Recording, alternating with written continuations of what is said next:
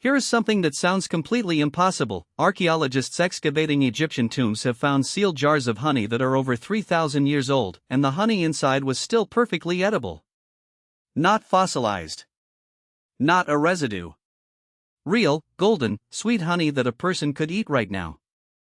This is not folklore or exaggeration, it is a documented archaeological fact confirmed by experts studying the contents of ancient burial sites. When most foods degrade into dust within years or even days, honey sits untouched by time for millennia. Something about this substance defeats every biological process that destroys food. And the reason why reveals one of nature's most elegant defensive mechanisms, engineered not by humans, but by bees. Most people understand food expiration through a simple lens. Bacteria and mold cause decay, time causes spoilage, and therefore old food is dangerous food. This intuition is so deeply ingrained that we throw away products the moment a date on a label passes. But this assumption contains a critical flaw. It ignores the conditions under which bacteria and mold actually thrive. These microorganisms, like all living things, require water to survive and reproduce. Remove water from the equation and you remove the possibility of biological decay entirely. The question then becomes, how can something as wet and thick as honey be fundamentally inhospitable to the very organisms that destroy everything else? The answer is counterintuitive and astonishing. Honey's immortality comes down to three interlocking chemical properties that bees have refined over 40 million years of evolution. First, honey has an extraordinarily low water content, typically between 14 and 18%, far below the 20% threshold that microorganisms need to grow.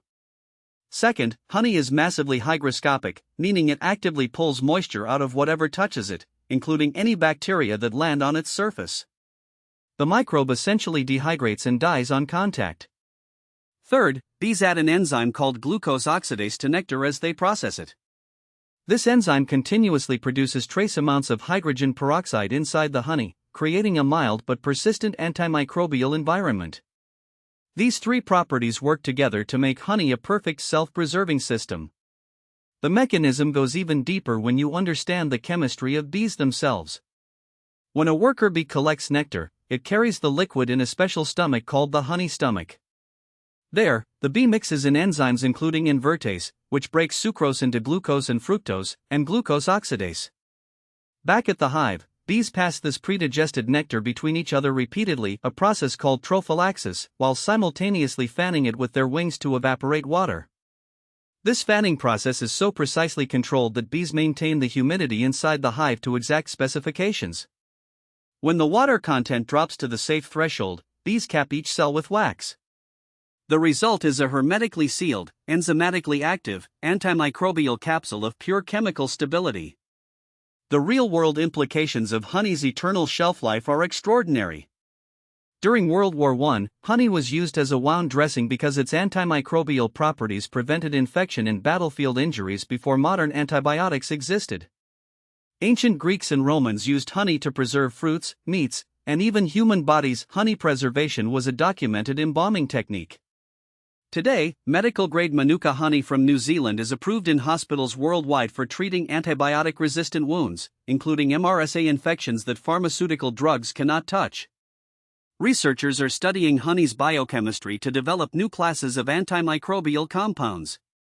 The ancient Egyptians did not know why honey worked, they simply knew that it did, and they were right in ways that would take modern science 3,000 years to explain. Consider what it means to hold a jar of honey that is 3,000 years old and still viable. The pharaoh whose tomb it came from lived before the Trojan War. Before the founding of Rome. Before the invention of the alphabet as we know it. Civilizations rose and fell. Languages were born and died. The entire history of recorded human achievement fits inside that jar's lifespan. And yet the honey was there unchanged, waiting, because bees solved the food preservation problem perfectly millions of years before humans had even evolved sufficiently complex brains to wonder about it. No refrigeration. No chemicals. No technology. Just three interlocking properties of sugar, water, and enzymes that happen to create a substance outside of time. This is the thing about honey that changes how you see the natural world. Evolution did not set out to create a food preservative. Bees were solving a completely different problem: how to store energy efficiently for winter survival. The immortality of honey was a side effect of an elegant solution to a survival challenge. Nature's most incredible inventions are almost never designed for the purposes we eventually find most useful. The same antimicrobial chemistry that allows a bee colony to survive winter is the chemistry that healed wounds in ancient Egypt and battles antibiotic resistance in modern hospitals. When you look at a jar of honey, you are not looking at food. You are looking at 4 billion years of evolutionary experimentation compressed into a single golden substance, one that happened to solve problems we did not even know existed yet.